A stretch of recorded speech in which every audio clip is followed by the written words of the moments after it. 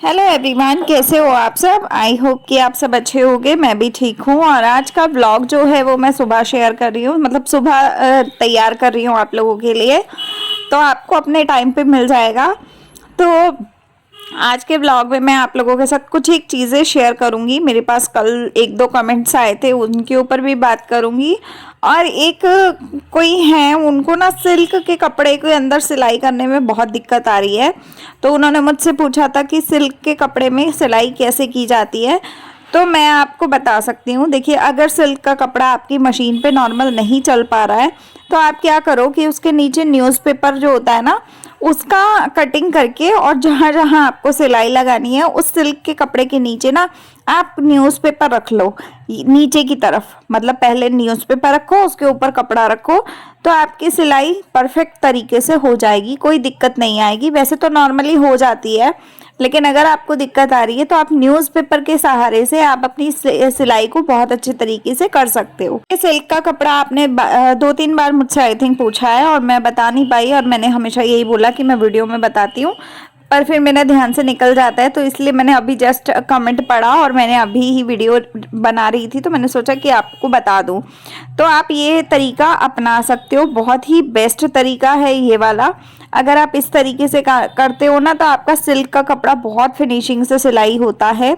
सिर्फ आपको न्यूज़पेपर लेना, न्यूज़पेपर को नीचे रख लेना और ऊपर अपने कपड़े को रख लेना, और ऊपर उसके ऊपर गला बनाओ, चाहे बाजू बनाओ, चाहे कुछ भी बनाओ, जो भी आपको बनाना हो वो आप बना सकते हो। अगर ब्लाउज बना रहे हो तो भी आप ये ट्रिक अपना सकते हो। और सिलाई होने के बाद ना न्यूज़पेपर को फाड़ के अलग कर देना, मतलब खींच खींच के फट जाता है वो, तो उससे कोई सिलाई में दिक्कत नहीं आती है। तो आप वो तरीका यूज कर सकते हो, आपकी सिलाई एकदम परफेक्ट होगी। अब आते हैं कि किसी ने मुझसे पूछा था कि स्पीड कैसे बढ़ाएं हम अपनी। हमारे से ना मतलब स्पीड नहीं बन पाती है सूट वगैरह सिलते टाइम, तो हमारी स्पीड काफ़ी स्लो है, जिसकी वजह से हम एक दिन में एक सूट भी मुश्किल से बना पाते हैं, या फिर बहुत मेहनत लग जाती है हमें काम करने में। तो मैं आपको बताती हूँ। देखिए, सबसे पहले आपको स्पीड बनानी है ना, तो आपको अपनी मशीन को परफेक्ट तरीके से रखना होगा। जैसे अगर आप मान लो आपकी मशीन है, आपकी मशीन भारी चल रही है, तो आपकी मशीन में पक्का ऑयलिंग की प्रॉब्लम है।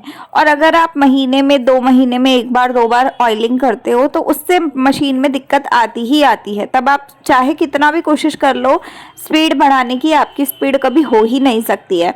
तो मेरे हिसाब से अगर मैं आपको अपना बताऊं तो मैं महीने में, मतलब महीने में क्या, मैं तो हफ्ते में 2 से 3 बार मशीन में तेल डालती हूँ, और एक बार उसको धूप में भी रखती हूँ थोड़ी देर के लिए, ताकि उसमें अच्छे से जितने भी पार्ट्स हैं उसमें ऑयलिंग हो पाए, और जितने भी पार्ट्स उसके मशीन के अंदर लगे हुए हैं, जितने भी पुर्जे हैं, उन सारे पुर्जों में तेल जाए और वो एकदम हल्के तरीके से काम कर पाए। तो उससे आपकी मशीन काफ़ी अच्छी चलती है। तो उससे क्या होता है कि आपकी स्पीड ना आधी तो वहीं से बढ़ जाती है।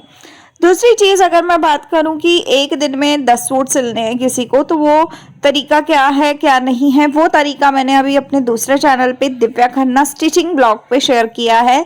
अगर आप लोग देखना चाहते हैं कि एक दिन में 10-10, 15-15 सूट सिलने हैं किसी को और वो कैसे करे, तो एक दिन में आप अब मान लो 300 रुपये अगर आप एक सूट के ले रहे हो, तो आपको 10 सूट सिलने हैं, मतलब मान लो 2500-3000 रुपये का काम करना है। तो आप कैसे कर सकते हो, वो सारी चीज़ें मैंने आपको शेयर की हैं दूसरे चैनल पे, तो आप वहाँ जाकर वीडियो देख सकते हो। दिव्या खन्ना स्टिचिंग ब्लॉग ये नाम है चैनल का, और आप इसी चैनल के कम्युनिटी पोस्ट में भी देख सकते हो। तो आप वहाँ जाओगे तो वहाँ पे आपको अच्छे से मिल जाएगा।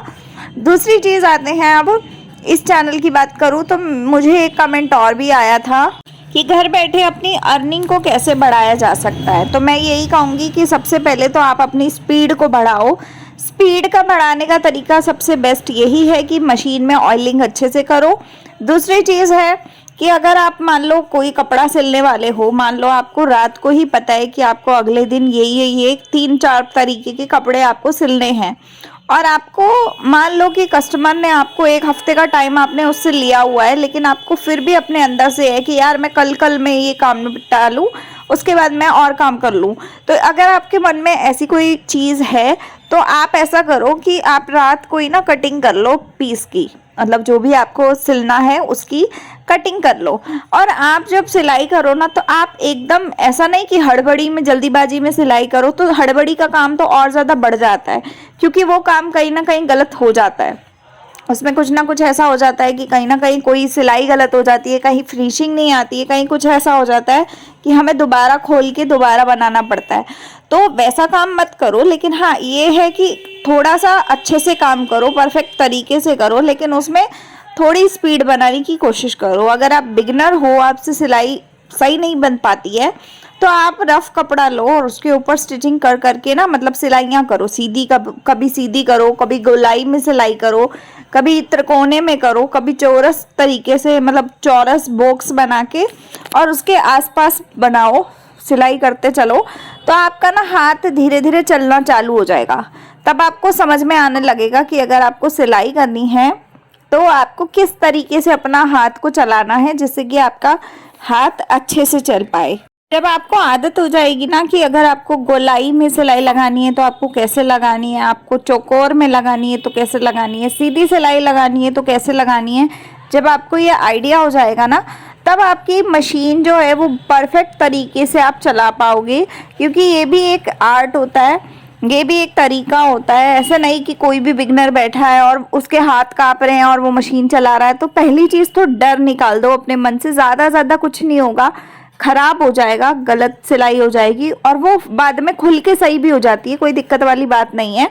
सिर्फ उसमें आपका टाइम खराब ज़रूर होता है, बाकी कोई दिक्कत नहीं आती है। तो सबसे पहले अगर आप नए हो तो आप पुराने कपड़ों पे इस्तेमाल करो, आप ऐसे कपड़ों पे इस्तेमाल करो जो कपड़े आपको मतलब पता है कि अगर ख़राब हो गए तो दुख नहीं होगा, इस तरीके के कपड़ों पे इस्तेमाल करो। दूसरी चीज़ कि आप रफ कपड़ों को, जो रीयूज़ आइडियाज़ होते हैं, आप उसको अपनी लाइफ में अपनाने की कोशिश करो। जैसे कि मान लो मेरा एक कुर्ती है, उससे मैंने शॉपिंग बैग बनाया था, मैंने अपने एक चैनल पे शेयर भी किया है। मेरा एक स्टिचिंग का चैनल और भी है जिस पे कि मैं रीयूज़ आइडियाज़ शेयर करती रहती हूँ। तो उस पे क्या है, मैं डोरमेट बनाने सिखाती हूँ, मैं बहुत सारी चीज़ें ऐसी भी सिखाती हूँ। तो इस तरीके के काम मैं करती हूँ। तो जब मेरे को लगता है कि मेरे को सिलाई कम है मेरे पास, या मेरे को कंटेंट वीडियोस बनाने हैं, तो मैं वो काम भी बीच में करती हूँ, तो मेरा वहाँ से भी अर्निंग होता है। तो अर्निंग करने के लिए आपके पास बहुत सारे तरीके हैं, लेकिन अगर आप दिमाग चलाओगे तभी हो पाएगा।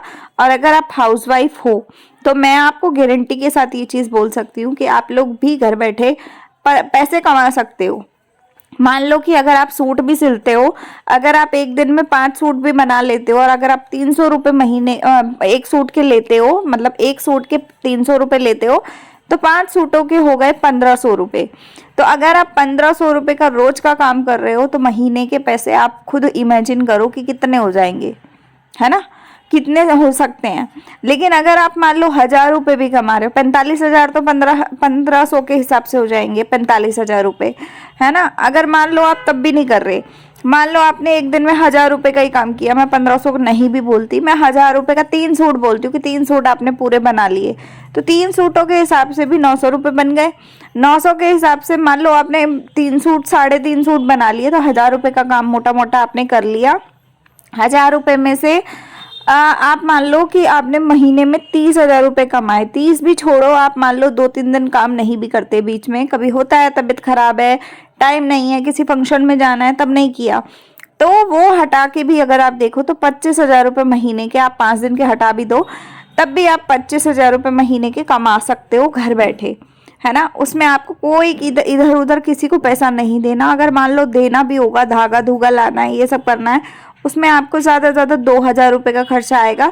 1,000 रुपये मशीन की सर्विस में लगा लो, 1,000 रुपये के धागे लगा लो, 5 रुपये की रील आती है तो उस हिसाब से कितने ही धागे लग जाएंगे। 1,000 रुपये के धागे बहुत ज़्यादा बता रही हूँ मैं, है ना, बुकरम और धागे मिला के। तो ये सारा खर्चा होता है। उसके बाद भी आप 23,000 रुपये सूखे सूखे कमा रहे हो। 23,000 रुपये लोग मेहनत करके घर से 9 घंटे की ड्यूटी करने जाते हैं, तब जाके लोग 20-20 हज़ार रुपये महीने के कमाते हैं। और अगर आप घर बैठे इतना कमा रहे हो तो मुझे नहीं लगता कि किसी भी एंगल से ख़राब है। और साथ ही साथ अगर आप यूट्यूब पे वीडियोस भी बना रहे हो तो वो वीडियोस भी आपको कमा के देंगी, ठीक है। $100 जब बनता है तो 1,000 रुपये, मतलब 8,000 रुपये बनते हैं। $100 पे 8,000 रुपये बनते हैं। मान लो एक महीने में अगर आपने $100 भी कमाए तो आपके 8,000 रुपये सूखे पैसे हैं जो बनेंगे ही बनेंगे। सिर्फ वीडियो बनानी है, डालनी है, सिर्फ इतना काम करना है। और वीडियो बनाने में भी कोई इन्वेस्टमेंट आपको बहुत ज़्यादा नहीं करनी होती है, सिर्फ एक आपको ट्राइपॉड ज़रूर लेना होता है। फ़ोन ऑलरेडी हर एक घर में बच्चे बच्चे के पास होता है, एंड्रॉयड फ़ोन, कैमरे वाला फ़ोन, तो आपको बस वही फ़ोन यूज़ करना है। उसमें स्टोरेज होना चाहिए, खाली कर लो उस फ़ोन को। फ़ोटोज़ वीडियोज़ जो पुराने आप लोगों के पड़े हैं फ़ोन में, इतने भरे पड़े हैं, उनको डिलीट करो तो अपने आप स्टोरेज बन जाता है। उसके बाद आपको सिर्फ 250 से 300 रुपये का खर्चा शुरुआत में लगेगा, जो आपको ट्राइपॉड खरीदना पड़ेगा। जो ट्राइपॉड तो हमारे घरों में नहीं होता है, हमें वीडियो बनाने तो हमें लेने पड़ेंगे। तो 250-300 का ट्राइपॉड भी कम से कम 4 साल 3 साल अगर आप अच्छे से यूज़ करते हो, उसको संभाल के रखते हो, संभाल के यूज़ करते हो, तो वो भी 4 साल तक चल जाता है। तो 300 रुपये का अगर ट्राइपॉड लिया और 4 साल चल गया तो क्या ही पैसे उसमें लगे, और उस 4 सालों में आपने कितना पैसा कमा भी लिया उससे, तो कितना बढ़िया काम है फिर ये, है ना। तो मेरे हिसाब से आपको अपनी स्पीड में इसी तरीके से बढ़ा सकते हो कि पहले तो आप अपनी मशीन को अच्छे से रखो, उसकी केयर करो थोड़ी। उसको जैसे होता है ना, हम लोग ब्यूटी पार्लर जाते हैं, हम मेकअप कराते हैं, अपना थ्रेडिंग, आईब्रो और ये सब कराते हैं, फेशियल, ब्लीच, ये सब कराते हैं। तो मशीन का भी सेम इसी तरीके का है कि उसमें अगर आप ऑयलिंग करोगे तो उसका सब कुछ बेटर चलेगा, और अगर आप ऑयलिंग नहीं कर रहे हो, उसको ऐसे चलाए जा रहे हो, तो जब हमारे स्किन पे दिक्कत आ जाती है, फेस फटा फटा दिखता है अगर क्रीम यूज़ ना करें, तो मशीन भी तो फिर सेम ही है ना। तो ये सब चीज़ों का ध्यान औरतों को रखना चाहिए, हाउसवाइफ जो होती हैं उनको रखना चाहिए। जिस चीज़ से आप कमा रहे हो उस चीज़ की अगर आप केयर करते हो तो वो ज़्यादा अच्छा रहता है आपके लिए ही। वो अगर ख़राब हो जाती है तो पूरे दिन, 2 दिन, 1 दिन मिस्त्री के पास रहती है, तो उतने टाइम का नुकसान अपना ही होता है। तो इसीलिए आपको स्पीड बढ़ानी है तो पहले अपनी मशीन की केयर करो। दूसरा, आप सिलाई सीधी तरीके से अगर लगाना चाहते हो, मतलब सिलाई जिस डायरेक्शन में लगा रहे हो आपको सिलाई करनी आनी चाहिए, हाथ नहीं कांपने चाहिए आपको अंदर कोई डर नहीं होना चाहिए। अगर आप डर को साइड में कर दोगे तो अपने आप से सब कुछ चल जाता है, कोई दिक्कत नहीं आती है।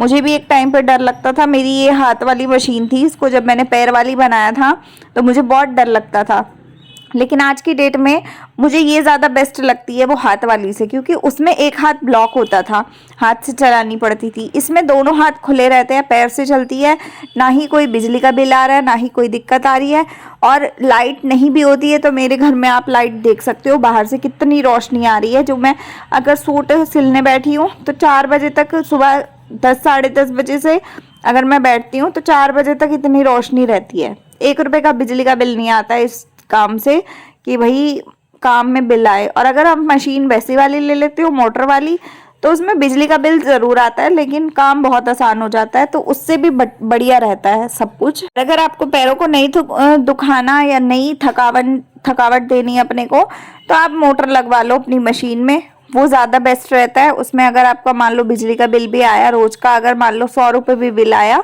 तो आप फिर भी 1000 रुपये 1200 रुपये का काम कर रहे हो तो 100 रुपये का बिल भी आ गया तो कोई बहुत बड़ी बात नहीं होती है।